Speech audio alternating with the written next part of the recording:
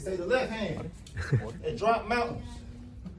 They say the right hand, be slaying dragons. The untouchable True School Sports Empire proudly presents something the boxing games are missing. Hey, what's going on? It's your boy BT, and I came here to talk some boxing with the thousands of True School Sports subscribers. All right, guys, so let's get some videos out. You know, I've been on the road. We're here in training camp. You see them blue skies? You see the trees? You see the color? You see the culture? You know, we're here in camp with Angelo, but lot of things to discuss in the boxing world. A lot of things to discuss in the featherweight division, as per usual. Now, a lot of people have been wanting my opinion about what do I think about Bruce Carrington and Venado Lopez, because the fight's been rumored for the Xander Zayas versus Jerron Ennis undercard. And I think it's an interesting fight. I think it's a really interesting fight, you know, because a lot of times in boxing, it's not just about the matchup and the fight itself. It's also about when the fight happens. Timing is everything in boxing, right? So just look at the timing for both guys. Bruce Carrington's coming off of a world title victory. He's WBC champion now. Venado Lopez hasn't been in any significant fight since August of 2024 when Angelo Leo knocked him into the fifth dimension. And, you know, he's fought a couple, like, you know, cans, you know, nondescript opposition. So there's a lot of questions going into the Venado Lopez fight. And the narrative seems to be that he is damaged goods, that Angelo fight took a lot out of him. So a lot of people aren't giving Venado Lopez a chance because they feel like he's damaged goods, and I don't blame them. You know, I feel like that way to a degree. You know, it's hard to really quantify what Venado Lopez is because he hasn't been in a significant fight in almost 2 years. And you're talking about fighting Bruce Carrington, a young guy. So I get it. I fully understand the narratives. But what I will say is this. I saw an interview with Venado Lopez's manager, Ferco. Shout out to Ferco, Hector Ferco. You know, great guy in the boxing game. He said in an interview in Spanish that pretty much, like, Venado Lopez can still make the featherweight limit. It's not making featherweight that's a struggle for him. It's the IBF 10-pound rehydration clause, which he had to make when he fought, you know, all of his world title fights because he was an IBF champion. Well, this is not an IBF fight. This is a WBC fight. So what I will say is this. If, and only if, Venado Lopez can make the weight healthily and retain some strength, then I think Bruce Carrington is going to be on upset alert. I really do believe that. These guys know each other. Like, Venado Lopez and Bruce Carrington know each other very, very well. They were sparring partners. And I remember being at the Raymond Ford Odebek Komatov fight. Venado Lopez fought as the co-main event against Rhea Abbey. Shushu was there, and I remember Shushu came and gave him a hug ringside that night. So these guys know each other very, very well. And just from my dealings, because you guys know I do cross paths with people in the fight game of status from time to time.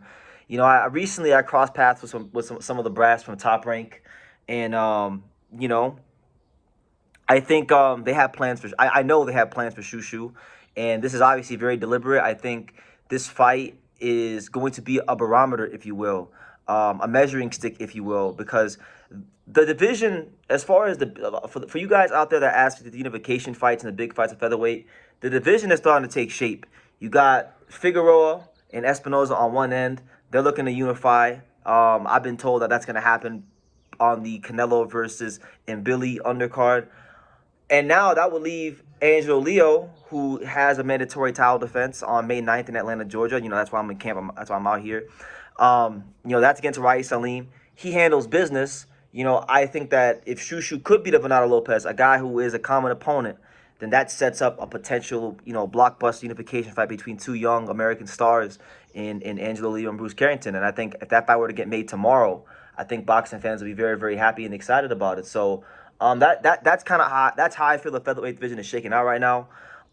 Breaking down the fight stylistically, Bruce Carrington versus Venado. Now, I've seen a lot of people on Twitter and social media say that, man, how could you put Venado Lopez in there with this accurate volume puncher? And I got to tell you guys this. Bruce Carrington's a talented fighter. He does some good things in there, but he is not no volume puncher. He's not a volume puncher. He's an accurate puncher. He's definitely a counter puncher, but I would never classify him as a volume puncher. But he does know how to finish the job if he gets you hurt, but he's not an outright volume puncher. A volume puncher is someone that gets on the front foot and is putting the numbers together and having a high output throughout the duration of the fight. that is not Bruce Carrington. Bruce Carrington likes to let the fight come to him. You know, those kind of things, right? So you got him on one side, an educated counterpuncher, versus a guy of Venado Lopez who I'll just say he's a gunslinger with bricks, right, in his hands. And I think Venado Lopez is one of the hardest punchers in boxing between featherweight and 140. I think he actually punches hard, just as hard as some guys at 140 pounds. If you look at Venado Lopez's calves, they're very, very big. And anybody who's even done minimal sparring in the ring will tell you that the shot that hurts the most is the one you don't see. And Lopez has that ability with his athleticism, with his you know, just unorthodox ways. He'll crouch down and he'll jump at you and leap from halfway across the ring and knock your lights out. Like he does a lot of things that break the rules, but he fights the fight that works for him. So when I break down the fight, I'm very intrigued to see what Shushu could do from a footwork standpoint against Venado Lopez. He's gonna get his counterpuncher opportunities, but when Venado puts the numbers together, and if Venado Lopez, which I believe he will, if and when he lands big shots on Bruce Carrington, how will Bruce Carrington wear those shots? How will he sustain that? And look, you know, he wins that fight. Angelo does what he's supposed to do against Raiz. You got a big fight in the featherweight division, so I'm excited for it. I am putting Bruce Carrington on an upset alert. I think it's a very dangerous fight for him. I don't care none of you guys say out there about Venado being damaged goods. If his manager, who knows him better than anybody else in this world, is telling you guys that he couldn't make it was difficult making the IBF featherweight rehydration limit, which I believe because he's huge. He, you know, the lower half of his body and his legs are big, and he does carry a lot of weight. I think he's gonna be up for this fight. And Venado Lopez, if you've listened to him in any of his interviews since he got knocked out against Angelo, he's very prideful. He's angry. He feels like he was wrong. He feels like he should have got a rematch already. All these kind of things. So look, if he wins this fight, he's gonna have a legitimate basis and grounds to say he can get a rematch with Angelo.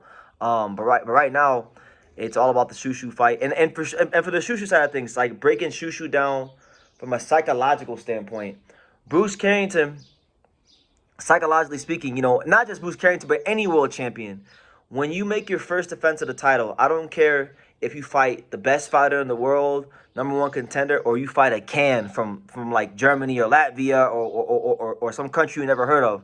If that first title defense is dangerous for any fighter, because when you win a world title, it's like, especially your first world title, it's like, damn, you achieved a high, you achieved a goal that you set out for since you was a kid, and then you can have a letdown against a lesser opponent because you feel like, oh, I've been at this level already, and then boom, you lose, and now you're not the champion no more. So it's a dangerous fight for Shushu, and being that it's a former world champion who could really punch, who's very athletic with an unorthodox style, it makes it a very dangerous fight. So I like the fight a lot, and I you know, if Shushu can pass that test of flying colors like he's expected to by many, then you know, I would love to see you know, him and Angelo get it on next. You know, I think, you know, it'd be a great fight for the sport of boxing. So what do you guys think? What do you guys think about Bruce Carrington versus Venado Lopez? Leave your comments down below.